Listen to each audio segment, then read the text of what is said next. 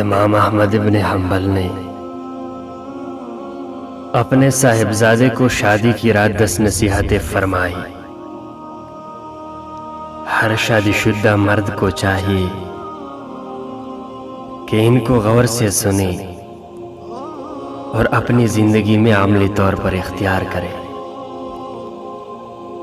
امام احمد بن حنبل نے اپنے بیٹے کو فرمایا،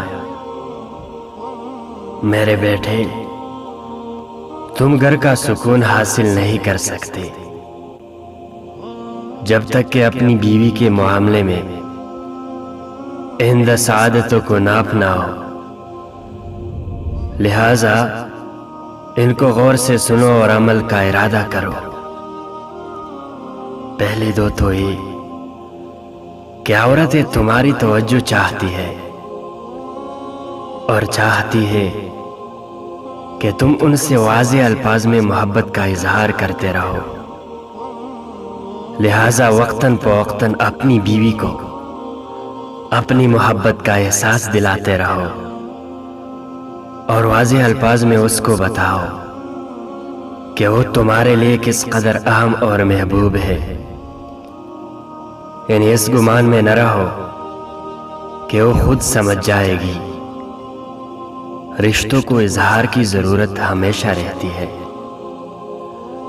یاد رکھو، اگر تم نے اس اظہار میں کنجوسی سے کام لیا تو تم دونوں کے درمیان ایک تلخ دراڑ آ جائے گی جو وقت کے ساتھ بڑھتی رہے گی اور محبت کو ختم کر دے گی۔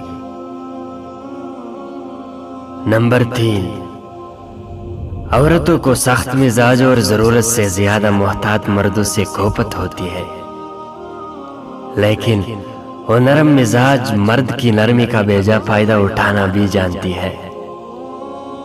لہٰذا ان دونوں صفات میں اعتدال سے کام لینا تاکہ گھر میں توازن قائم رہے اور تم دونوں کو ذہنی سکون حاصل ہو۔ نمبر 4، عورتیں اپنے شوہر سے وہی توقع رکھتی ہے جو شوہر اپنی بیوی سے رکھتا ہے، یعنی عزت، محبت بری بات ہے، ظاہر جمال، صاف ستھرا لباس اور خوشبودار جسم، لہذا ہمیشہ اس کا خیال رکھنا۔ نمبر 5، یاد رکھو، گھر کی چار دیواری عورت کی سلطنت ہے۔ جب وہ وہاں ہوتی ہے تو گویا اپنی مملکت کے تخت پر بیٹی ہوتی ہے۔ اس کی سلطنت میں بے جا مداخلت ہرگز نہ کرنا اور اس کا تخت چھیننے کی کوشش نہ کرنا۔ جس حد تک ممکن ہو گھر کے معاملات اس کے سپرد کرنا اور اس میں تصرف کی اس کو آزادی دینا۔ نمبر 6، ہر بیوی اپنے شوہر سے محبت کرنا چاہتی ہے، لیکن یاد رکھو اس کے اپنے ماں باپ، بہن بھائی اور دیگر گھر والے بھی ہیں جن سے اولا تعلق نہیں ہو سکتی اور نہ ہی اس سے ایسی توقع جائز ہے۔ لہذا کبھی بھی اپنے اور اس کے گھر والوں کے درمیان مقابلے کی صورت پیدا نہ ہونے دینا، کیونکہ اگر اس نے مجبوراً تمہاری خاطر اپنے گھر والوں کو چھوڑ بھی دیا تب بھی وہ بے چین رہے گی اور یہ بے چینی بالآخر تم سے اسے دور کر دے گی۔ نمبر 7، بلا شبہ عورت ٹیڑھی پسلی سے پیدا کی گئی ہے اور اسی میں اس کا حسن بھی ہے۔ یہ ہرگز کوئی نقص نہیں، وہ ایسے ہی اچھی لگتی ہے جس طرح بھوے گولائی میں خوبصورت معلوم ہوتی ہے۔ لہٰذا اس کے ٹیڑھپن سے فائدہ اٹھاؤ اور اس کے اس حسن سے لطف اندوز ہو۔ اگر کبھی اس کی کوئی بات ناگوار بھی لگے تو اس کے ساتھ سختی اور تلخی سے اس کو سیدھا کرنے کی کوشش نہ کرو، ورنہ وہ ٹوٹ جائے گی اور اس کا ٹوٹنا بالآخر طلاق تک نوبت لے جائے گا، مگر اس کے ساتھ ساتھ ایسا بھی نہ کرنا کہ اس کی ہر غلط بات اور بے جا بات مانتے ہی چلے جاؤ، ورنہ وہ مغرور ہو جائے گی، جو اس کے اپنے ہی لیے نقصان دہ ہے۔ لہٰذا معتدل مزاج رہنا اور حکمت سے معاملات کو چلانا۔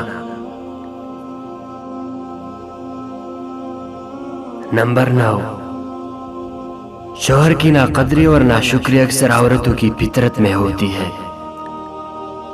اگر ساری عمر بھی اس پر نوازشیں کرتے رہو، لیکن کبھی کوئی کمی رہ گئی تو یہی کہے گی، تم نے میری کون سی بات سنی ہے آج تک؟ لہٰذا اس کی اس فطرت سے زیادہ پریشان مت ہونا، اور نہ ہی اس کی وجہ سے اس سے محبت میں کمی کرنا۔ یہ ایک چھوٹا سا عیب ہے اس کے اندر، لیکن اس کے مقابلے میں اس کے اندر بے شمار خوبیاں بھی ہے۔ بس تم ان پر نظر رکھنا اور اللہ کی بندی سمجھ کر اس سے محبت کرتے رہنا اور حقوق ادا کرتے رہنا۔ نمبر 10، ہر عورت پر جسمانی کمزوری کے کچھ ایام آتے ہیں۔ ان ایام میں اللہ تعالیٰ نے بھی اس کو عبادات میں چھوٹ دی ہے، اس کی نمازیں معاف کر دی ہے، اور اس کو روزوں میں اس وقت تک تاخیر کی اجازت دی ہے جب تک وہ دوبارہ صحتیاب نہ ہو جائے۔ بس ان ایام میں تم اس کے ساتھ ویسے ہی مہربان رہنا جیسے اللہ تعالیٰ نے اس پر مہربانی کی ہے۔